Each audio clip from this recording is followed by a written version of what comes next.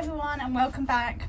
If you're a bit of a beginner to gardening, a bit like me, I've been gardening for a couple of years, but this year I'm really trying to be more organised and sorted and learn more about the plants that I am growing, rather than being a bit ad hoc, which I've done in the last few years. So I think lots of people in February start thinking about spring and the summer and sunshine, and they start ordering their seeds ready to start sowing in February and March. And if you're like me, I went a bit mad.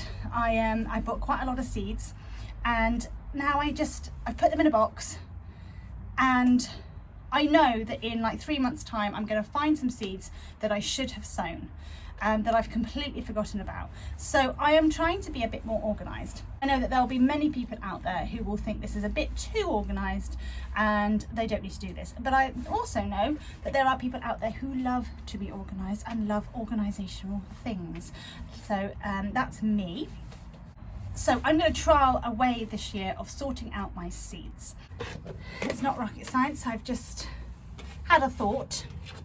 So what I've done is I've bought one of these expandable files, okay, and I'm going to have one for each month, and in there I am going to put my seeds that need to be sown according to that month. At the beginning of a month I can just go into that section and pull out all those seeds, and I know that those are the seeds I need to concentrate on sowing at that time, rather than having to sift through them all and inevitably not find some that I should have sown. So that's one of my tips.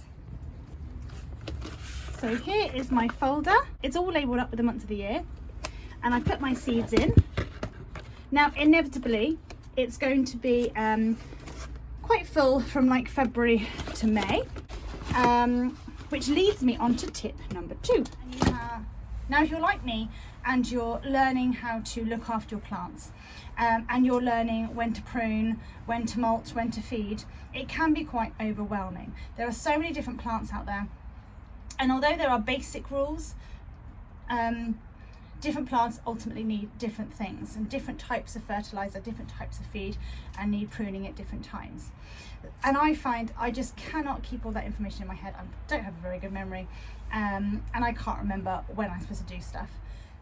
So tip number 2, I found it really useful to get a book and to write down everything, all the jobs that I've done in each month. At the minute I don't really know what jobs need to do, but as I am researching things and figuring things out, I do those jobs and I write them down so that next year I know exactly what I did when, and I can replicate that, and I will add to this book. So I've got jobs for January, jobs for February, and I will keep adding to those. So far some of the jobs that I've got down for January was to like clear the beds, force the rhubarbs, prune the roses, clean the pots out. For February, to order the seeds, start sowing maybe the sweet peas and peppers and loofah seeds. And then I've got some jobs for March as well. At the minute it's looking a bit empty, but this is sort of like my memory. This is what I'm going to write down so I can remember all the jobs that I do. Equally, if there's any bits of paper or information that I get from magazines and things, I can put them in the relevant months so I know what I have to do when. So if there's an article on pruning roses that I think is really useful, I can cut it out and put it in the right month so I got all the information, and I just find it easier to have all the information ordered in the right month so that I don't have to sift through things and I don't have to worry about other things, trying to find the right articles or bits of information. I've got it there in that month ready.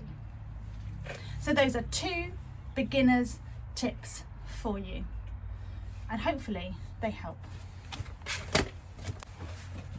Thank you for watching. I'm Kate and this is Nurture Nature. If you like this video and you'd like to see more, then please subscribe to my channel and like the videos. It really does help. Thank you.